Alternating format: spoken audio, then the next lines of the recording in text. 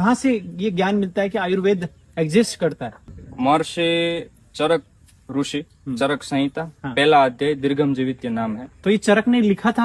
हाँ, नहीं, चरक ऋषि ने नहीं लिखा है, उनको उनके ऋषियों के द्वारा मिला है। अच्छा। उनके गुरु द्वारा। लिखा पहली बार लिखित रूप से किसने दिया? लिखित रूप है ही नहीं, ये अच्छा। अनादिकाल शाश्वत है। और उसका पुरावा क्या है? चरक ऋषि ने पहले अध्याय दीर्घम जीवित अध्याय में चौथे श्लोक में लिखा है, ब्रह्मो स्मृत्वा आयुषो वेदम।